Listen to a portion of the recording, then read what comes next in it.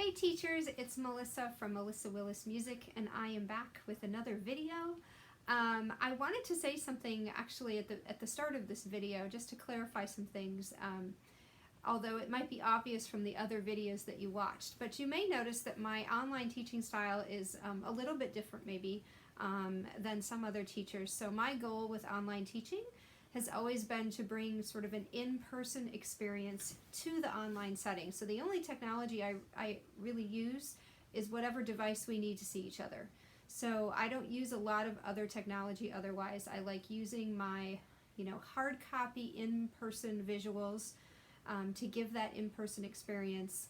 And even as far as music, I use a lot of digital materials. I use a lot of studio licensed digital materials, but I still send things via snail mail, via the post office. So my students actually get care packages.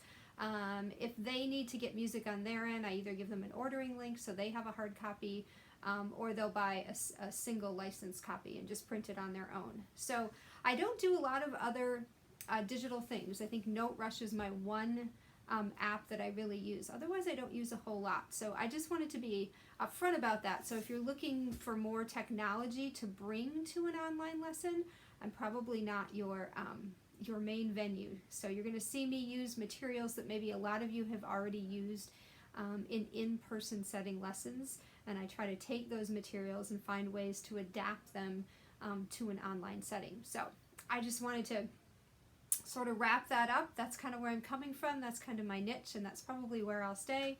I like pens and pencils and markers and all of that handwriting stuff. So I'm not very virtual except for the actual mode of seeing each other. So today I want to talk about rhythm cards. Rhythm cards are a great thing to use in online lessons.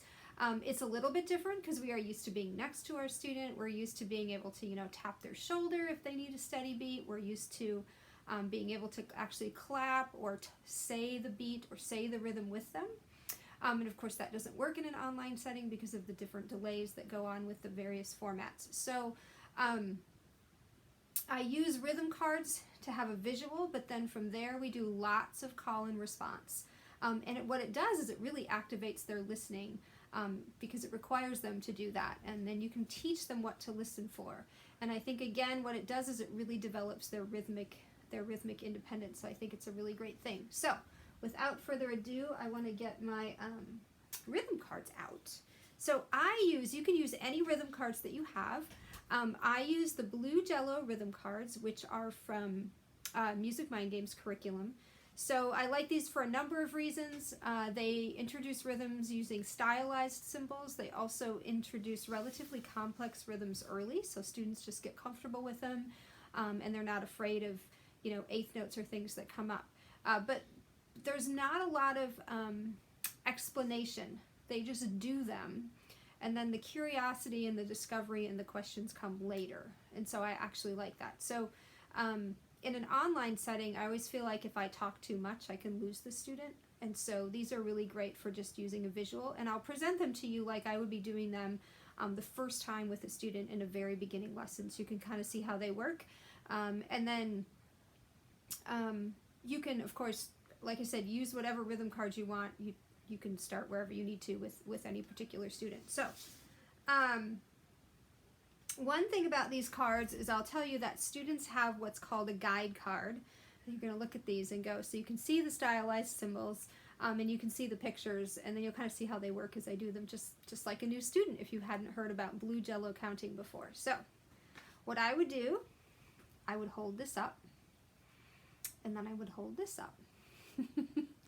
And then I would just say to the student, blue, blue, blue, blue, blue. And then I would ask them to say it back to me. Now, my students, actually, most of my students have these cards at home. So they would have them sitting on their piano keys and they would point and say blue, blue, blue, blue, blue. If they didn't have a rhythm card at home, you could hold it up to the screen closely, and believe it or not, they could point to the screen. Blue, blue, blue, blue, blue. Okay? Or you could point to your card and they could say blue, blue, blue. So there are lots of different ways just to point and say to the cards, just using your voice, and just have them listen for a steady beat. So then I would take this picture card and I would go back to my magnetic dry erase board, which is so very handy, and I would just put it up there for later use. So I know that you can't see that because of the glare of the light, and that's okay. They don't actually need to see that either at this point. Then we'll go to the second card. Jello, jello, jello, jello, jello. And then you would ask them to say it back. Now, about half the time, I will get jello, jello, jello, jello, jello. And then we can have a discussion, right? That's a great teachable moment rather than just viewing it as incorrect. I'll say, okay, well, listen again. I want you to listen to two different ways and tell me if you hear a difference. So I would go jello, jello, jello, jello, jello. And then I would go jello, jello, jello, jello, jello. So I would say, do you hear a difference, first of all? And hopefully they'll say yes. And then I would say, which one has the steadier beat, or which one sounds more like you're marching with a nice crisp beat? And they would, again, say the second one. So then I would say it one more time, jello, jello, jello, jello, jello. And then ask them, can you say it with a crisp, steady beat? And again, I could hold it close. They could point to the screen. I could point to the screen, jello, jello. Or if they have the cards at home, they can have them sitting on the piano keys and just point and say. So it's a really great way to activate listening because they have to listen for the steady beat. You can ask them, say it exactly like you hear it. Say it at the same speed, really listen for a steady beat, and all of that right from the get-go. And listening is really their only tool. There's not a whole lot of physical, you can't touch their shoulder, you can't do those things. So that's a really great way to use those. Now, I even wrote notes this time. Another thing that you can do with these rhythm cards, and of course these are probably things you've already done in lessons, it works well to do call and response with clapping, blue, jello, blue, blue, and so on. You can do things like that. You could do them with rhythm cards. You could just do them by ear without rhythm cards. You can tap on the closed piano lid. We do a lot of that in lesson. And then of course another really fun thing is I will have students just take a card. So if we did this one and we set it, blue, jello, blue, blue, jello, I would say pick any key on the piano and play and say that for me. And of course most students will go to the lowest key, blue, jello, blue, blue, jello, and they can just say that using one key. And you could also, another thing that I've started doing that students really enjoy because it gets them thinking about making melodies, is you could ask them to do a new note on each beat. Now I make sure that their hand is sitting in a pentascale. So if you had a C pentascale, and you can even just do stepwise, blue, jello, blue, blue, jello. If they're feeling really confident, they could throw in a couple skips, blue, jello, blue, blue, jello, or change direction stepwise. So that's another really fun way to use these as well. And they start to make melodies and start to notice how things are put together. So you can do the same rhythm cards in a variety of ways, and that will make them much more interesting. Now back to the board here where I was showing those picture cards. So we just did the blue,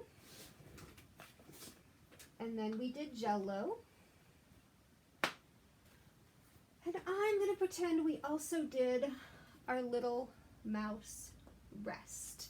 So far the students have only seen these stylized symbols on the cards, and they've seen the pictures that go with them. So another activity is just to take these picture cards and put them in a different order. So you could have them, you could even point and just have them say blue, jello, rest.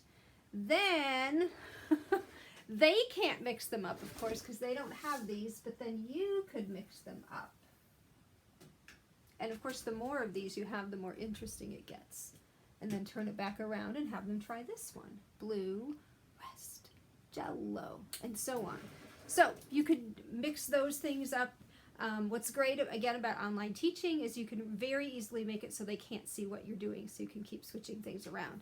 Then, what I really like about these corresponding blue jello picture cards is on the flip side, they have the actual rhythmic symbol. So then they can start to make that connection. So again, you can use these cards, but you could just do something like that. Blue, jello, rest. You could turn the camera and mix them up again. And then have jello, blue, rest, and so on. And then when they feel really comfortable with that, you could turn over the next one. So again, it piques their curiosity. It lets them do a little bit of discovery, and you can keep mixing those up. You could say a rhythm using the blue jello words and have them notated just on a piece of paper and have them hold that up. So there's all different ways you can use this kind of counting. And again, you can easily adapt it to your counting system. So if you prefer numbers, if you do like the ta-ta, ti-ti-ta sort of rhythm, you can do that. And then of course, you know, there's all these pandemic rhythms coming out now. You could use those. I've seen rhythms using animals, sports, candy bars. So you could easily adapt it to be really engaging to your student. So this just happens to be the system that I used before online teaching and has adapted really well to online teaching.